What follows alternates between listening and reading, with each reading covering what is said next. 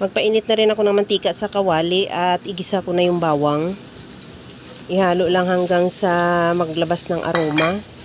At igisa ko na rin yung sibuyas. The same process, ihalo lang din hanggang sa mag-translucent. Isunod ko na rin ilagay yung kamatis. Ihalo lang din hanggang sa maluto yung kamatis at maglagay na ako ng asin at paminta.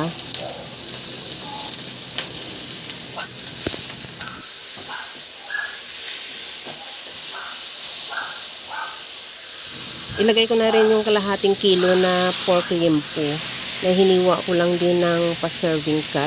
Bali hindi ko na talaga inantay na madurog yung kamatis dahil igigisa pa naman natin yung ating karne, masabay na rin yung kamatis.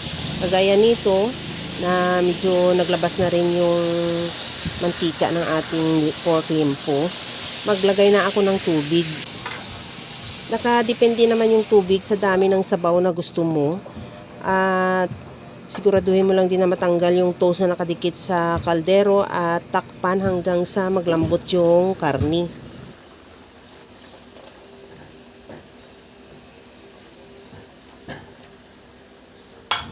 Tusukin ko na rin ang tinidor kung malambot na yung ating karne dahil gusto ko talaga yung malambot yung karne natin. At ilagay ko na yung pinaka white part ng pichay. Pagkaluto, tikman ko na kung okay na yung timpla ng sabaw. Maglagay ako ng liquid seasoning, kahit anong seasoning available sa iyo pwede.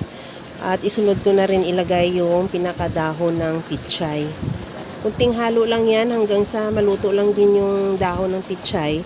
At okay na yan, ready to serve na yung ating napakasarap na kinamatisang pork limpo. Kaya mga kalasa, kung nagustuhan mo yung ating video, please like na lang at pag-share na rin sa inyong mga friends. At kung bago ka pa lang sa aking channel, subscribe na at i-click mo na rin ang bell button para sa mga notification. Okay na to, luto na. Hanggang sa muli mga kalasa, thank you for watching. Bye-bye!